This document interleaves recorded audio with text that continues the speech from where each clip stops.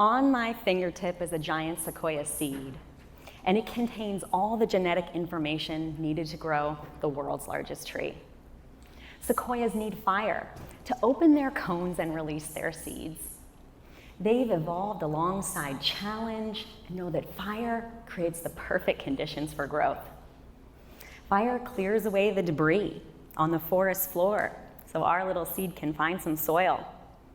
Fire burns away the smaller plants, reducing competition for resources like sunlight and water. Fire is an opportunity. And those seeds can remain in the cone for up to 20 years, just waiting for the perfect time to begin their journey. Not every seed will sprout, but those that do can live for 3,000 years or more.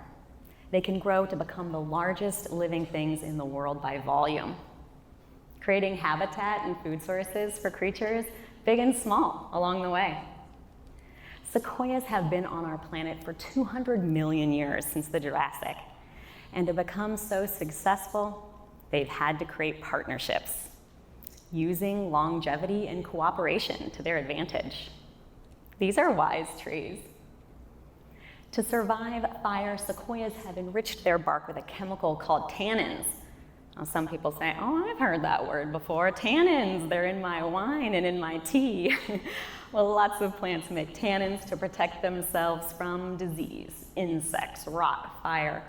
But tannins are a pretty expensive substance to make, so not a lot of plants are putting a ton of energy into it.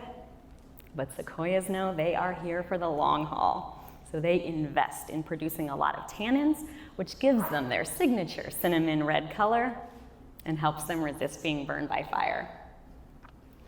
As you can imagine, the sequoia story continues underground. Sequoia roots are actually quite shallow. They only go deep into the ground about 9 feet, but instead of growing deep, those roots spread wide as the trees are tall. And all of the sequoias in a grove interweave their roots, and they help hold each other up. They need their friends for strength and their community for support. And those grounded roots are the platform they need to rise towards the sun. Sequoias, they're kind of like us. They just reach a certain height and then they start getting wider because they're after the sun. So when they pop out of the canopy and they're getting all the sunlight they need, they don't need to put any more liability into growing taller. So that's when they stop growing up and start putting their energy into growing wide and strong. Sequoias know their limits. And with a show of hands, how many of you have visited the sequoia trees? Oh, excellent, most of you. And how many of you have noticed sequoia trees growing together, fused together? Nice, many of you. So yes, sequoias can join forces.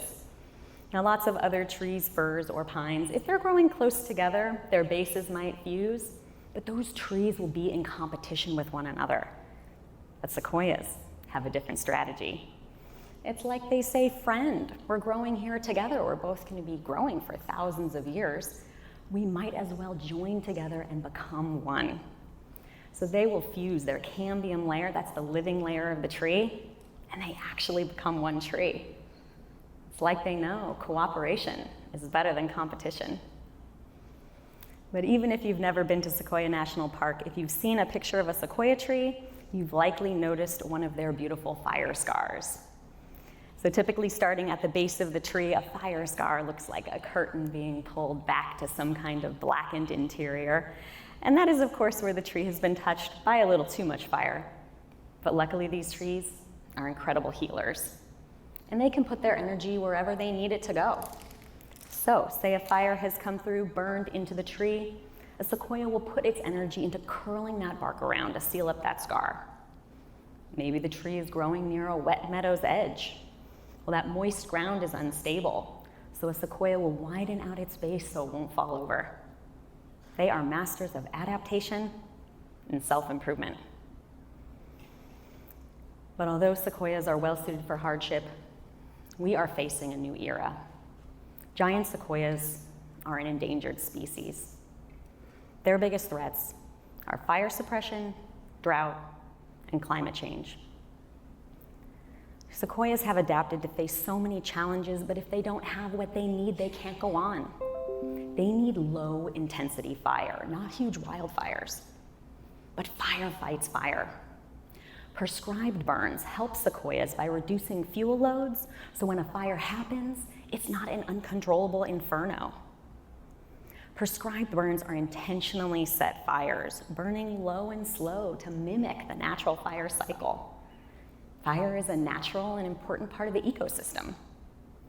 A little self-care goes a long way. You know, it's hard not to take the lessons sequoias teach us and compare them to the human experience. Sequoias are patient. They wait for the right time to sprout. They invest in protection so they can thrive during difficult times. They ground themselves in community and partnership. And they put energy into healing themselves so they can be resilient. As you visit the sequoia forest, you might feel so many special feelings of wonder. And as you walk through all of those trees, it's the perfect ones that we walk right by. But it's the ones that have encountered challenge that we admire the most. Those are the stories that inspire us. It's the challenge that helps us grow. In 1890, when sequoias became protected, the national park didn't know sequoias needed fire. And they put out all the fires. But the native people did know. And they had been doing their own controlled burns. They were masters of awareness, using the power of observation to guide their understanding. Today, I urge you to follow that wisdom, making your own observations about what's happening in the natural world. Because from tiny seeds, grow mighty trees. Thank you.